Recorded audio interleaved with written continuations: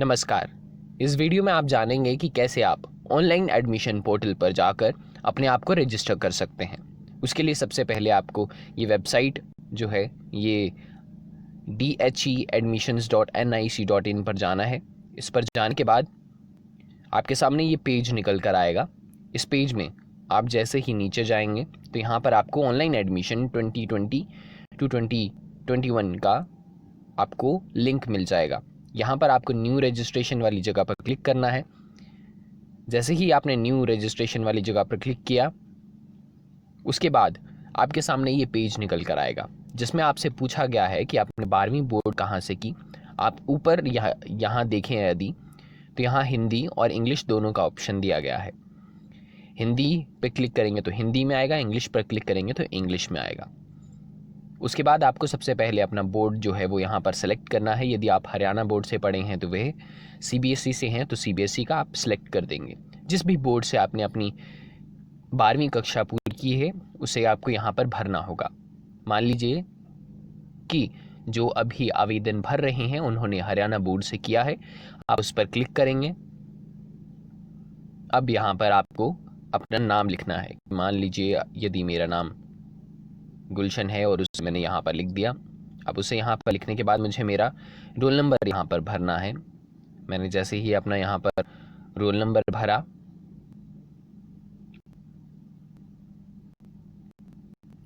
Roll number भरने के बाद मुझे यहाँ पर ईयर ऑफ पासिंग भी देना है। यदि वो 2000 ही है तो सही है, नहीं तो 2019 या जिस भी साल में मैंने अपनी जो 12वीं कक्षा है वो पास की है उसे मैं यहाँ पर भर दूंगा। उसे भरने के बाद गेट डाटा वाली जगह पर मैं क्लिक करूँगा। जैसे ही गेट डाटा वाली जगह पर मैंने क्लिक किया तो यहाँ पर आप देख रहे हैं कि मेरे पिता का नाम, मेरे माता का नाम, यहाँ पर ये सारी जानकारी पहले से ही आ जाएगी। ध्यान दीजिएगा, जैसे यहाँ पर लिंक के साथ स्टार का साइन बना हुआ है तो ये वह चीज़ें हैं जो मुझे भरनी है। यहाँ पर मैं अपना जेंडर चूज़ करूँगा। जेंडर पर क्लिक करने के बाद यहाँ पर मुझे मोबाइल नंबर अपना भरना है जिस पर मेरे पास OTP आएगा। ये मोबाइल नंबर, ध्यान दीजिएगा कि एक मोबाइल नंबर पर एक ही रजिस्ट्रेशन हो सकती है, तो आप कृपया अपना ही मोबाइल नंबर दें या किसी और से फॉर्म ना भरवाएं। कृपया खुद के ही फ़ोन से आप ये जो फॉर्म है इसे भरें। यहाँ पर फिर आपको अपनी ईमेल आईडी देनी है। जो भी आपकी ईमेल आईडी है आप वो यहाँ पर भर देंगे। मान लीजिए वो है gulshan@gmail.com। ईमेल आईडी भी सही भरना इसलिए आवश्यक है क्योंकि ईमेल आईडी पर ही आपको इसकी सारी जानकारियाँ आएंगी। यदि कोई भी आपको संदेश देना है तो आपके फ़ोन पर मैसेज के ज़रिए या आपको ईमेल आईडी के ज़रिए विभाग द्वारा मिलेगा एवं इसकी कंफर्मेशन और इसके जितने भी आपने फॉर्म डिटेल्स भरी हैं उसका यदि कोई नंबर होता है तो वो भी आपके पास वहीं से आएगा। अब यहाँ पर आपको अपनी जो स्ट्रीम है जो आपकी +2 में थी, 12वीं में थी, वह आपको यहाँ पर चूज़ करनी है। मान लीजिए वे थी आर्ट्स, मैंने यहाँ पर भर दिया। उसके बाद आरक्षण श्रेणी यदि मान लीजिए मैं बैकवर्ड क्लास से हूँ या EWS, ये जो भी है, जनरल है या जो भी है, वो आपको यहाँ पर भरनी है। शेड्यूल कास्ट लेके चलने के बाद यहाँ पर जाति श्रेणी मुझसे पूछी गई है। जाति श्रेणी भी शेड्यूल कास्ट चली जाएगी। फिर उसके बाद जाति, मैं यहाँ पर अपनी जाति भरूँगा। जिस भी जाति से मैं बिलोंग करता हूँ वो मैंने यहाँ पर भर दी। कोई भी फ़िलहाल मैं यहाँ पर भर रहा हूँ। उसके बाद आप यहाँ पर देखेंगे मेरी आधार कार्ड की संख्या यहाँ पर बताई गई है कि आधार कार्ड नंबर वगैरह, इन सब की जानकारी मुझे यहाँ पर मिल जाएगी। इसके बाद मैं यहाँ पर क्लिक करता हूँ कि मैं उच्च शिक्षा विभाग के साथ अंडर ग्रेजुएट काउंसलिंग के लिए आवेदन करने के उद्देश्य से अपना आधार नंबर से संबंधित जानकारी साझा करने के लिए अपनी सहमति देता हूँ। इस पर आप क्लिक करेंगे। उसके बाद पूछा गया है कि आप हरियाणा के निवासी हैं। यदि आप हाँ पर क्लिक करते हैं तो वे आपसे एंटर फैमिली आईडी बोलेगा। यदि आपके पास फैमिली आईडी है तो वह आप यहाँ पर भर देंगे। यदि आप हरियाणा से नहीं हैं तो आप नहीं भर देंगे। क्या आपने हरियाणा से 12वीं की है? हाँ तो हाँ, नहीं तो नहीं। क्या आप अल्पसंख्यक वर्ग से हैं? यदि आप कोई भी माइनॉरिटी से संबंध रखते हैं तो आप यहाँ पर उसमें से जिस भी माइनॉरिटी से आप हैं उसे यहाँ पर चुन लेंगे। फिर उसके बाद आपसे पूछा गया है कि आप कश्मीरी प्रवासी हैं? हाँ या ना, इसका उत्तर आपको देना है। आपके पास वोटर आईडी है, यदि वोटर आईडी है तो हाँ। हाँ भरने के बाद आपको यहाँ पर वोटर आईडी कार्ड नंबर भी भरना होगा। यदि है तो आप भर दीजिए, नहीं तो नहीं पर आप क्लिक करेंगे और यहाँ पर आप लिख देंगे कि मैं इस बात की घोषणा करता हूँ। इसके बिल्कुल साथ में आपको टिक करना है। आप ध्यान दीजिएगा कि आपकी ये जानकारियाँ पूरी सेव हो चुकी हैं। यहाँ पर आपने रजिस्टर करने वाली जगह पर क्लिक किया। जैसे ही आपने उस पर क्लिक किया, अब वह आपसे आपका OTP मांगेगा। OTP आपको उसी नंबर पर आएगा जिस नंबर से आपने रजिस्टर किया था। जैसे ही OTP आ जाए, आप यहाँ पर OTP भरेंगे और उसके बाद सबमिट पर क्लिक कर देंगे। जैसे ही मैंने इस पर OTP भरा, OTP भरने के बाद यहाँ पर मुझे मेरी रजिस्ट्रेशन ID मिल चुकी है, मेरा पासवर्ड यहाँ पर मिल गया है। और इसका आपको ध्यान रखना है कि यदि आपका पासवर्ड गुम हो जाए या आप उसे भूल जाए तो ये पासवर्ड आपको आपके फ़ोन पर मिलेगा। इसके बाद मैं ओके पर क्लिक करता हूँ। ओके पर क्लिक करने के बाद मेरे सामने ये पेज निकल कर आया। इस पेज में मैं नीचे गया, यहाँ पर उसने मुझसे पूछा है log in your account details. तो मेरे को जो उस टाइम पर रजिस्ट्रेशन ID मिली थी वो मैंने यहाँ पर लिख दी है, नीचे उसका पासवर्ड भी भर दिया है और यहाँ पर नीचे एक सिंबल दिखाया है जो मुझे यहाँ पर भरना है, वो है साइन इन। मैंने यहाँ पर क्लिक कर दिया। जैसे ही मैंने पहले लॉगिन पर क्लिक किया था, उसके बाद मेरे सामने ये पेज निकल कर आया। अब यहाँ पर मुझसे मेरी पर्सनल डिटेल्स मांगी गई हैं, जिसमें से मुझे यहाँ पर यदि आप देख रहे हैं 1 2 3 4 5 6 7 लिखा है, तो ये वो स्टेप्स हैं जिसमें से पहला स्टेप है मेरी पर्सनल डिटेल्स का। यदि आप यहाँ पर देख रहे होंगे विद्यार्थी का नाम पूरा है, उधर पिता का नाम और ऐसी सब चीज़ें पहले से ही भरी हुई हैं। इन्हें मैं सही नहीं कर सकता, ये पहले से भरी गई हैं क्योंकि ये मैं पहले भर चुका था। अब यहाँ पर मैरिटल स्टेटस मुझसे पूछा गया है, यहाँ मैं लिख दूंगा कि मैरिड हैं या अनमैरिड हैं। फादर की ऑक्यूपेशन पूछी गई है कि वो किसान हैं, क्या करते हैं, इसके बारे में मैं जानकारी यहाँ पर दूंगा। यदि मान लीजिए वे गवर्नमेंट एम्प्लॉय हैं तो मैं यहाँ पर गवर्नमेंट एम्प्लॉय भर दूंगा। माँ का व्यवसाय पूछा गया है, यदि वे कुछ काम करती हैं तो मैं यहाँ पर भर दूंगा। यदि वो हाउस वाइफ हैं तो वह भर दूंगा। यहाँ पर गार्डियंस नेम भी पूछा गया है, यदि मान लीजिए आप किसी बाहर के कॉलेज के लिए अप्लाई कर रहे हैं तो वहाँ पर आपका कौन गार्डियन रहेगा, अभिभावक कौन रहेगा, इसकी जानकारी यहाँ पर देना है। यह भी अनिवार्य नहीं है क्योंकि इसके आगे स्टार नहीं है, तो इसे मैं फ़िलहाल छोड़ रहा हूँ। यदि आपके पास ऐसे कोई हैं तो आप उसकी पूरी जानकारी यहाँ पर देंगे। मेरा ब्लड ग्रुप पूछा गया है, मैं अपना ब्लड ग्रुप यहाँ पर भरता हूँ। मेरा धर्म, ये सभी चीज़ें आपको ध्यानपूर्वक भरनी हैं, आप कृपया इसका ध्यान दें। और अब मुझे भरनी है कि मेरे घर पर कोई भी इनकम जितने भी साधनों से आ रही है वे मैं यहाँ पर भरूंगा। ये सालाना इनकम है तो आप उस हिसाब से यहाँ पर भर दीजिए। फिर मेरा परमानेंट एड्रेस मुझसे पूछा गया है, यदि मैं ग्रामीण क्षेत्र में रहता हूँ तो रूरल पर क्लिक करूँगा, यदि किसी शहरी क्षेत्र से हूँ तो वह मैं यहाँ पर अर्बन कर दूँगा। राज्य मुझसे पूछा गया, राज्य मेरा है वो मैं यहाँ पर भर दूँगा, हरियाणा। उसके बाद मुझे यहाँ पर उसकी डिस्ट्रिक्ट भरनी है।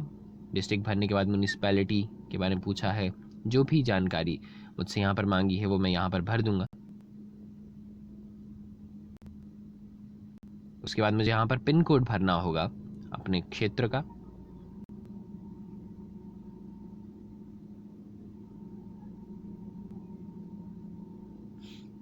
नीचे पूछा है कोरेस्पोंडेंस एड्रेस, यदि मेरा कोई भी एक परमानेंट एड्रेस के अलावा पता है तो वे मैं यहाँ पर भर दूंगा। यदि नहीं है तो यहाँ जो टिक है, ये टिक मैं यहाँ पर क्लिक करूँगा तो जो आप ध्यान देंगे ऊपर जो मैंने एड्रेस भरा था वही नीचे भी देखने को मिल गया। अब गैप ईयर पूछा है कि यदि मैंने 12वीं की कक्षा पूरी करने के बाद क्या कोई साल ड्रॉप किया है या कोई ऐसा साल है जिसके बाद में जाकर अब अपनी ग्रेजुएशन परस्यू करने वाला हूँ, तो वह मैं यहाँ पर भर दूंगा। यदि नहीं है तो 0 ही लिखूंगा और बाय डिफ़ॉल्ट भी ये 0 ही होगा। क्या मुझे हॉस्टल की आवश्यकता है, यदि हाँ तो यहाँ पर मैं यस करूँगा। मान लीजिए मैंने यस पर क्लिक कर लिया। मोड ऑफ ट्रांसपोर्ट, मैं खुद के साधन से आऊँगा या मैं सरकारी बस या अन्य ट्रेन है या कोई भी ऐसी पब्लिक ट्रांसपोर्ट है उसकी सहायता से आऊँगा। जो भी है वो मैं यहाँ पर भर दूँगा। फिर पूछा गया है कि क्या आप BPL कैटेगरी से हैं, क्या आपके पास पासपोर्ट है। यदि है तो आप यहाँ पर उसका नंबर भरेंगे, नहीं है तो नो। पासपोर्ट है तो पासपोर्ट का नंबर यदि हाँ तो आप भर देंगे, नहीं तो ना कर देंगे। ड्राइविंग लाइसेंस है तो यस पर क्लिक करने पर ड्राइविंग लाइसेंस का नंबर पूछा जाएगा, नो पर क्लिक करेंगे तो नहीं पूछा जाएगा। यदि आपको एजुकेशन लोन चाहिए तो यस पर क्लिक करें, नहीं चाहिए तो नो पर।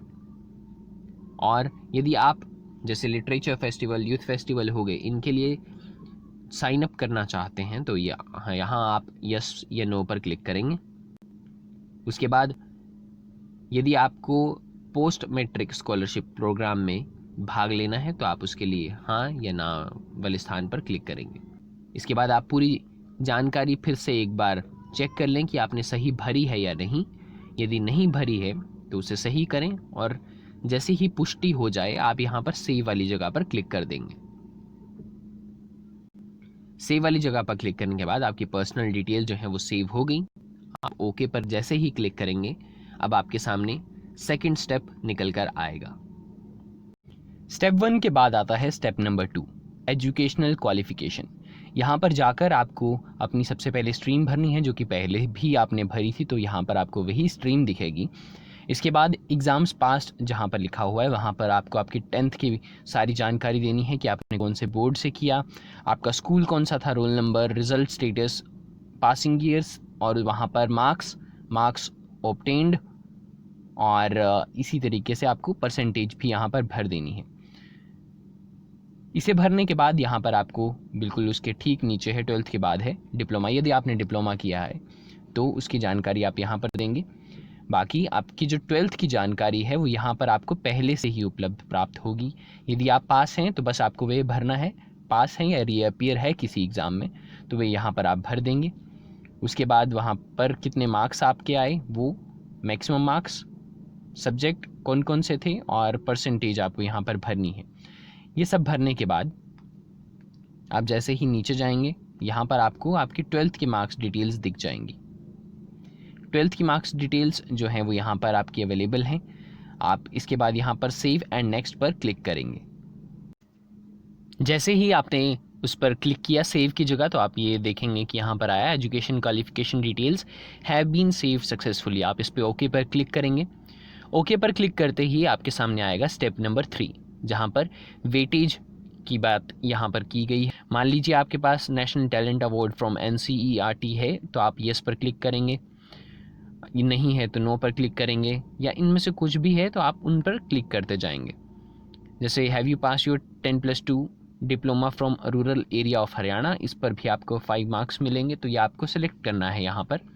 यदि हाँ तो यहाँ आपकी फिर से कैटेगरी पूछी गई है। शेड्यूल कास्ट आपने पहले भी भरी हुई है तो ये पहले से ही भरी हुई चीज़ें हैं।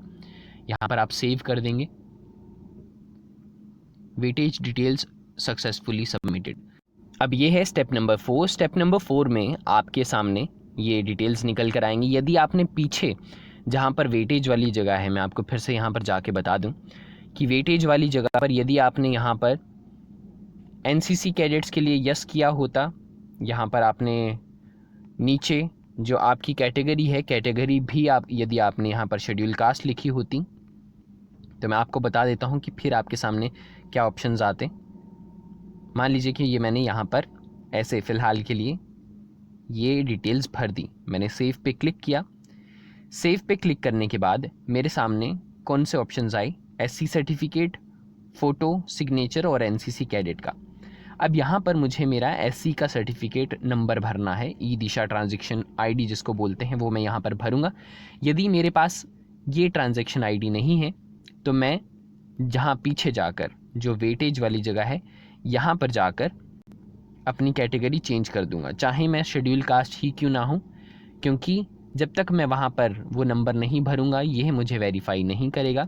तो यदि आपके पास अभी आपका SC का सर्टिफिकेट नहीं है तो यहाँ पर आप जनरल कर दीजिए, तभी आप आगे ये पूरा फॉर्म भर पाएंगे। इसके अलावा यहाँ पर एक और ऑप्शन है NCC कैडेट्स वाला, जहाँ पर सर्टिफिकेट है। यदि आपके पास सर्टिफिकेट नहीं है तो फिर मैं आपको एक एडवाइस दूंगा कि आप वेटेज में फिर से जाएं और जहाँ पर आपने ये यहाँ जहाँ यस किया था ये यस का ऑप्शन नो में बदल दें, और जो शेड्यूल कास्ट है यहाँ पर अपना ऑप्शन जनरल कर दें।